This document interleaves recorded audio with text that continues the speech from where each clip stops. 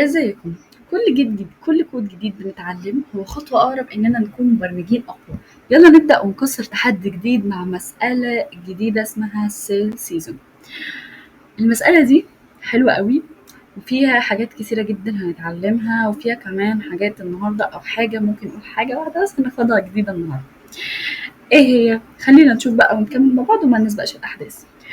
اول حاجه المساله اسمها سيل سيزون. سيل سيزون يعني اللي هو وقت الخصومات او خصومات اللي هو الفصل او الفصل بتاع الخصومات، زي اللي هي حاجه شبيهه للبلاك فرايداي اللي بيبقى على موجود على امازون او على شي ان او اي حد بيعمل شوبينج اونلاين. طيب خلينا نكمل كده. بيقول لي ايه؟ بيقول لي it's the sale season again. اخيرا فصل الخصومات تاني.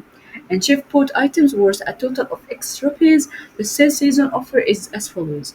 يعني في شيف اشترى ايتمز او اشترى حاجات، المجموع بتاعها اكس، احنا مش هو اما قد ايه، فعايزين بقى نعرف الديسكاونت اللي هتبقى معاه قد ايه، او السيل سيزون بتاعته هتبقى، او سيزون او السيل قصدي هتبقى معاه قد ايه يعني. خلينا نشوف.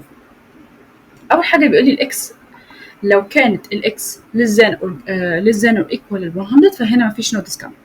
ولو كان ال 100 100 والاكس وال 1000 ديسكاونت از 25 rupees. طب دي بتتقال ازاي؟ يعني تتقال 100 للزان الاكس للزان اور ايكوال 1000؟ لا لا لا، مفيش الكلام ده.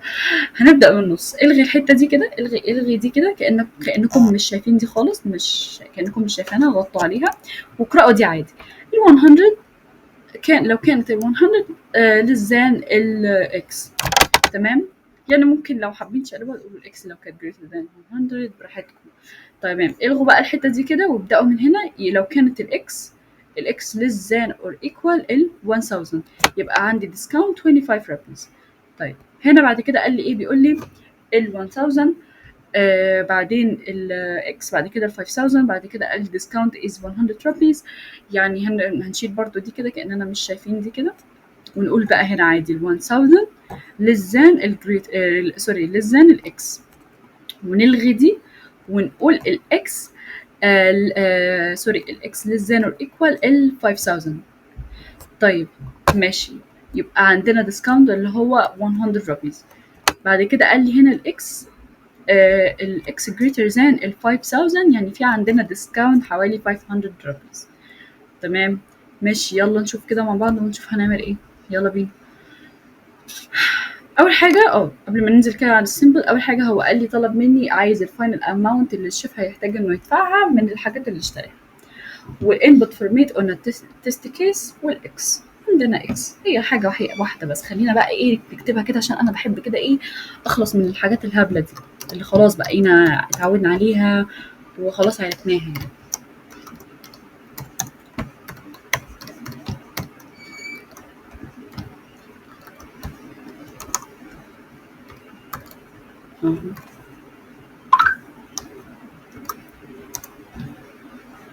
A few moments later.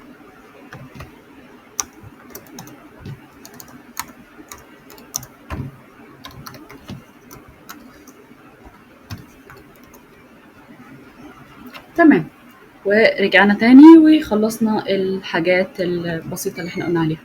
نكمل. قال لي بقى بيقول لي بعد كده، بيقول لي الاوتبوت فورميت هو عايز ان كل تيست كيس الاوتبوت يكون في خط او هو عايز يعني يعرف الاوتبوت اللي تطلع له الحاجات اللي هو هيقدر اللي هيشتريها او اللي هيدفعها يعني.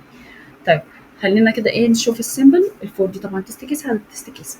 15 طلع لي 15 و70 طلع لي 70 25 طلع لي 225 1000 طلع لي 975. ايه اللي حصل في اول واحده وليه طلع لي 15؟ خلينا نرجع فوق كده ونشوف هو كان بيقول لي ايه. كان بيقول لي هنا لو الحاجه الاكس بتاعته كانت 15 كانت less than or equal ال 100 فمفيش نو ديسكاونت، فعشان كده طلع لي هنا 15 و70 كذلك. طب و 250 طلع لي 225.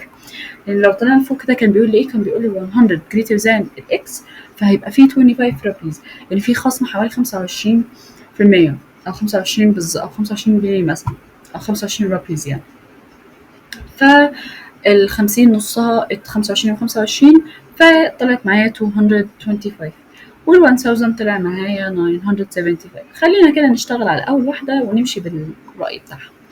طيب بيقول لي بقى، بيقول لي التست كيس 1 الساينس since الإكس greater than or الإكس less than or equal ل 100 فما فيش no discount. ده بالنسبة لتست كيس 1.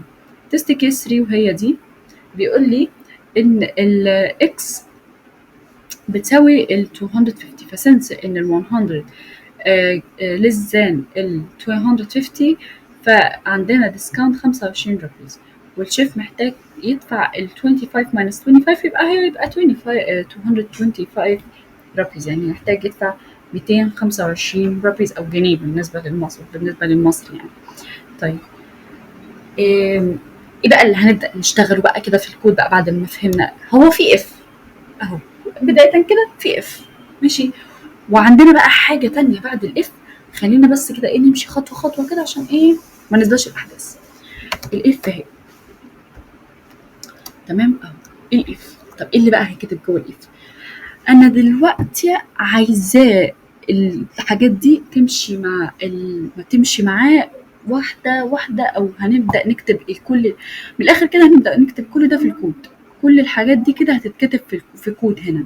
فهنا الاف عندي اهي هكتب الاكس هعمل less than or equal ال 100 وانزل كده واعمل سي اوت اهو الاكس لان مفيش حاجه غيرها بقى هنا اند لاين ماشي وانزل بعد الاف. طب دلوقتي بقى انا في إلس ماشي بس في إلس كتير قوي والإلس صغيره قليله قوي يعني مش هينفع تبقى موجوده لحاجات كتير. ليها بديل تاني؟ طبعا ليها بديل تاني. هي نفس إلس بس هنحط اف هتبقى إلس اف. يبقى كده إلس اف دي كده الحاجه الجديده الوحيده اللي النهارده هتاخدوها يعني احنا ما كلمتكمش كده عنها. الإلس اف هي اخت الإلس بس اقوى من الإلس. الإلس اخرها ما تعملش غير حاجه واحده بس اما الإلس اف تعمل حاجات كتيره جدا ومعاها حاجات كتيره قوي. ف هنكتب اهو الإلس اف ادي الإلس اف وهكتب بقى السطر ده اهو ان الاكس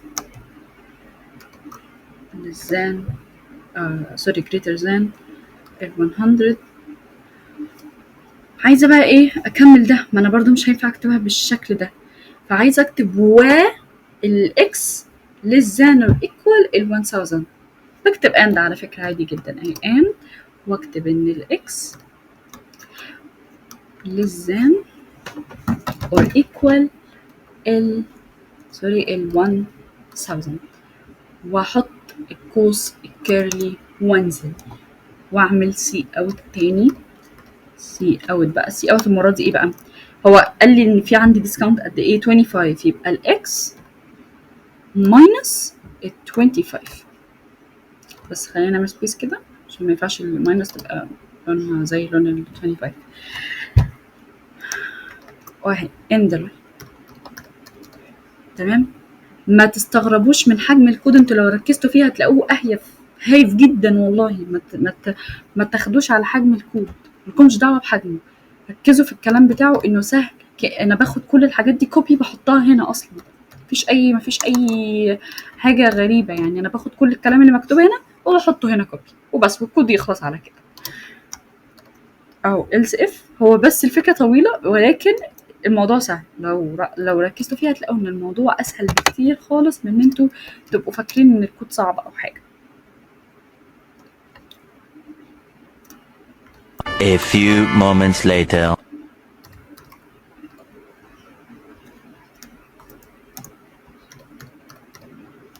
وهعمل سي اوت والمرة دي بقى فيها في ديسكاونت 100 فهعمل اكس ماينس ال 100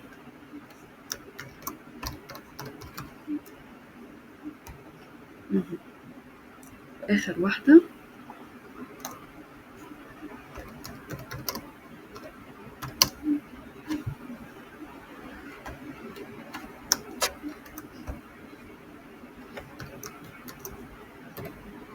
A few moments later.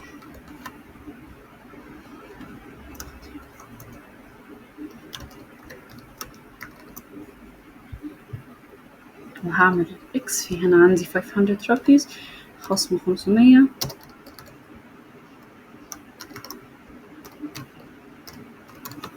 وخلص الكود. تصدقوا بالله هو خلص، هو فعلا خلص، خلاص خلص. بصوا اهي 15 70 225 975 يعني الكود خلص فعلا. تمام، يبقى احنا كده خلصنا المسألة، مسألة سيل سيزون. لو فهمت المسألة دي معايا صدقني تقدر تكمل وتكسر أي تحدي جاي. ما تنساش بقى تدعمني باللايك والاشتراك، والرحلة لسه مكملة معاكم، وباي باي.